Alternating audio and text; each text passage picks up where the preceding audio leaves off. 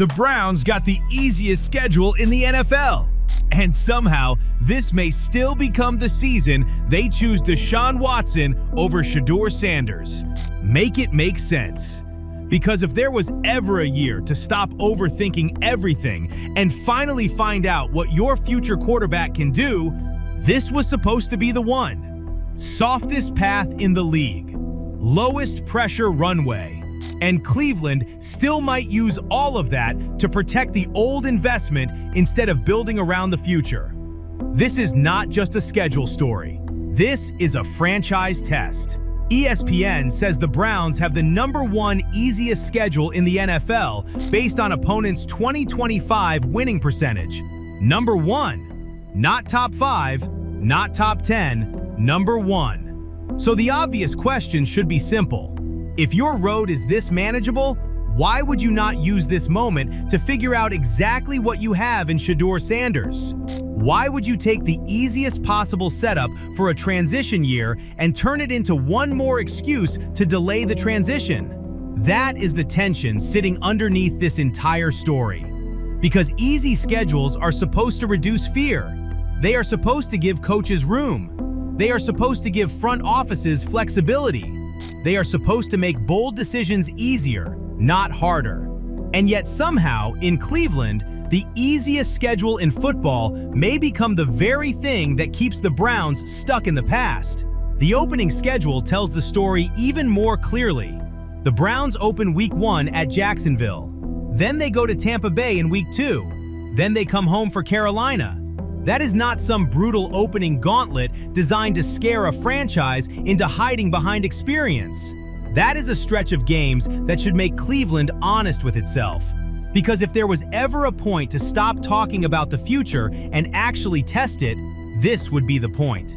Instead, the entire quarterback conversation still feels trapped in yesterday. And that is why fans are going to be all over this one. Because if Deshaun Watson opens the year as QB1, almost nobody is going to look at it as a clean football decision. They are going to look at the full context. They are going to look at the contract history. They are going to look at the injuries. They are going to look at the years of pressure, noise, and disappointment surrounding this whole situation. And then they are going to ask one brutal question. If not now, then when? ESPN says Week 1 would be Watson's first NFL game in almost 2 years after tearing his Achilles in October 2024. Let that land. Almost 2 years. And this might still be the guy Cleveland rolls out first, even with the easiest schedule in football. Make it make sense. Because this is where the story stops being about simple depth chart logic and starts becoming about franchise psychology. When a team spends years defending a quarterback decision, walking away from that decision becomes harder than it should be. Not because the evidence is not there, but because pride gets involved. Optics get involved. History gets involved. And once that happens, every new decision becomes less about what gives you the best future and more about what protects you from admitting the past went wrong. That is the danger for Cleveland. Now bring Shedeur Sanders into that picture. That is why this story has so much juice. Because fans do not just want a quarterback competition. They want a direction. They want proof that Cleveland is capable of turning the page when the evidence demands it. They want proof that the Browns are not going to keep forcing a version of reality that the fan base stopped believing in a long time ago. And if the Browns truly have the softest schedule in the league, then the argument for starting Shedeur gets stronger, not weaker. You are not throwing him into chaos. You are not dropping him into the hardest possible situation. You are not asking him to survive a death march against the most brutal slate in football. You are giving him the cleanest environment possible to grow.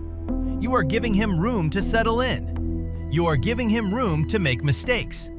You are giving him room to learn on the job without the whole season collapsing immediately around him. That is why so many people will look at this situation and say the answer is staring Cleveland right in the face. And this is where the schedule changes everything. A hard schedule gives a franchise cover.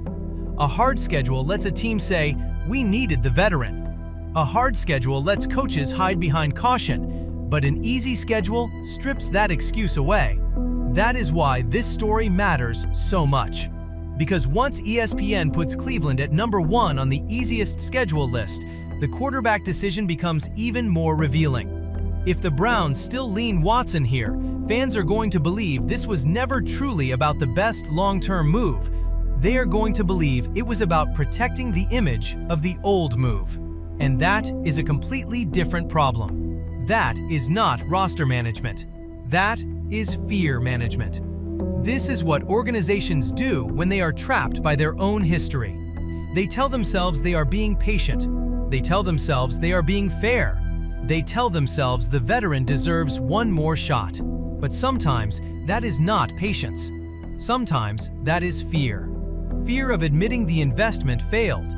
Fear of letting the younger quarterback become the symbol of a new era. Fear of the moment the whole league realizes the future should have started earlier. That is where Cleveland is right now. And Browns fans are not stupid. They can see exactly what this looks like. They can see an easy schedule. They can see a quarterback room with a future-oriented option. They can see a franchise that keeps circling back to the same name. So if Watson gets the nod and struggles early, nobody is going to say, well, at least the process made sense. No, they are going to say the Browns had the softest runway in football and still found a way to make the hardest possible decision. That is why this story is comment section gold, because the argument writes itself. One side is going to say, Watson is the veteran, give him the first shot, be fair. The other side is going to say, enough already, stop delaying the future, start Shedeur now. And both sides are going to believe they are being reasonable. That is why this topic works. It is not just a football debate, it is an identity debate. Do the Browns actually want to move into the future? Or do they want to keep defending the past one more week, one more month, one more season? This was supposed to be the ideal season to get clarity. That is the whole point. An easier schedule gives you room to experiment, room to reset, and room to build something. It lowers the risk of change. So if Cleveland still refuses to change, then the message becomes obvious.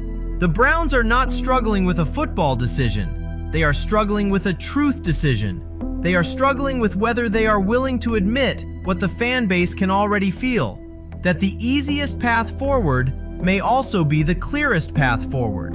And if they still avoid it, then this season is going to become a referendum on stubbornness before it ever becomes a referendum on results. The easiest schedule in the NFL should simplify the quarterback question. Instead, it is exposing it. Because if Cleveland has the softest road in the league and still cannot bring itself to fully embrace the younger option, then this was never just about who gives them the best chance to win week 1. It was about comfort. It was about optics.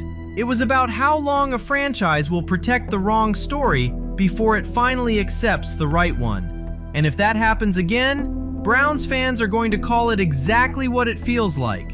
A team making the season more complicated than it ever needed to be. So let's settle it. If the Browns really have the easiest schedule in the NFL, who should start week 1? Deshaun Watson or Shedeur Sanders? And if Cleveland still chooses Watson, what exactly are they protecting at this point? Drop your take in the comments. And if you want daily NFL drama, Browns controversy, and the deeper story behind the headline, subscribe to Snap Stories and Reels, because this one is not going away.